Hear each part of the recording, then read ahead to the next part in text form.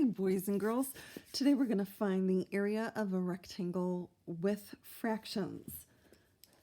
The area of a rectangle is length times width. And we're going to be using that same formula to solve for the area of the following rectangle. My first number, as you can see, is 3/4. I'm going to show that on my rectangle by shading in 3 out of the 4 rows. Here is row 1. Here's row 2.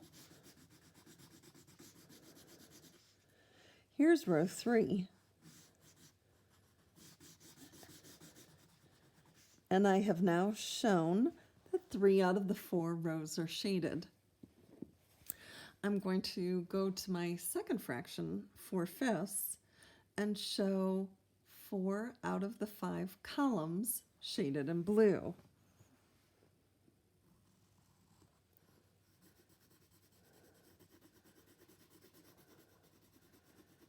There's my first column.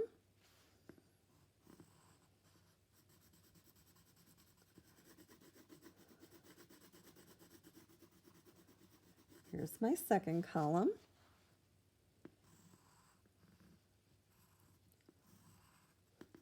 Here's my third column. And I have 4 out of the 5 columns shaded blue. So let me go ahead and finish the 4th column.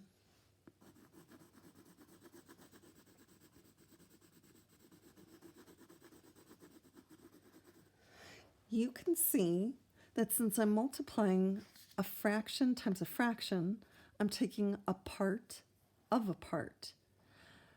Where the overlapping orange and blue squares are, that is showing me how many squares the area of the shape is. So I have 1, 2, 3, 4, 5, 6, 7, 8, 9, 10, 11, 12 squares that are both orange and blue.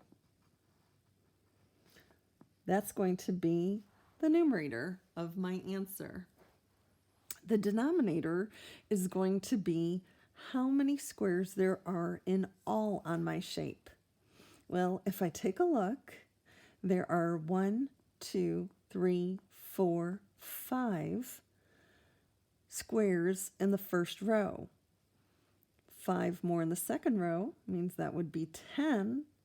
5 more squares in the third row makes 15. And 5 more squares in the last row, which makes a total of 20 squares on my shape. So 20 is going to be the denominator. My answer is 12/20. If I take a look at my original problem and I multiply, when I multiply a fraction times a fraction, the first step is to multiply the numerators. 3 times 4 is 12. The second step is to multiply the denominators. 4 times 5 is 20.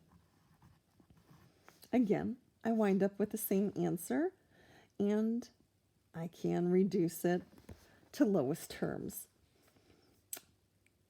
Both 12 and 20 share 4 as their greatest common factor. So if I divide the top and the bottom by 4, my answer in its simplest form is 3/5.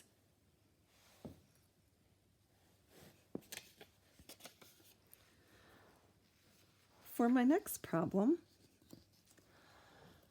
I'm going to show 5/8 times 2/9. In order to do that, I'm going to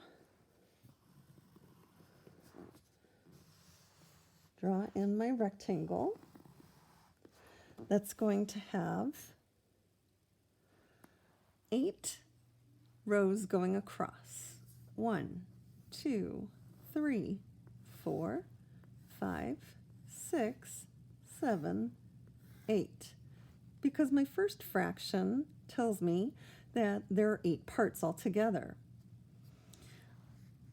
I'm going to have 9 columns, since the other fraction tells me that there are 9 parts altogether. So if you take a look, I've got 1, 2, 3, 4, 5, 6, 7, 8, 9 columns. 8 rows, 9 columns. So that matches the information in my problem. Now, I'm going to show the first fraction on my model here.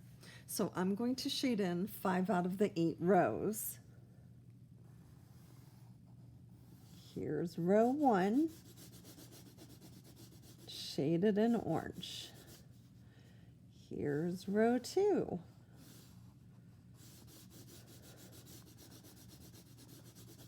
Row 3. Row 4. And row 5.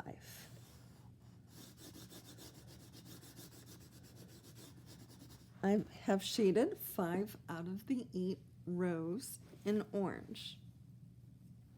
Now remember, I have 9 columns, and 2 of those 9 columns need to be shaded in blue. So now I'm going to go back and I'm going to shade in the first column in blue. Oops. And now the second column in blue also.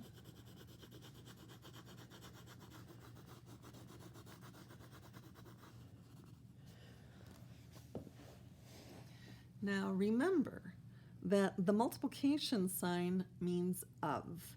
So I'm taking 5/8 of 2/9. In other words, I'm taking a part of another part. My answer is actually going to be smaller than the 2 fractions in my problem, since I'm taking a part of a part. If I look to see where the 2 colors overlap, I have 1, 2, 3, 4, 5, 6, 7, 8, 9, 10. 10 squares that are both blue and orange. That is going to be the numerator of my answer. My denominator is going to be how many squares there are altogether on the entire shape. So remember that I had 8 rows and 9 columns.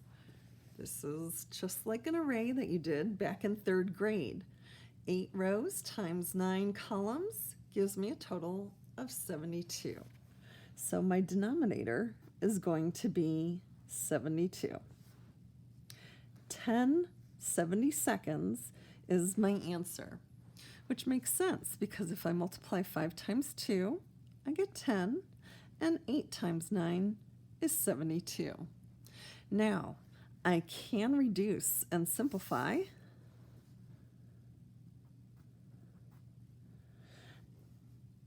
And the greatest common factor that 10 and 72 share in common is 2.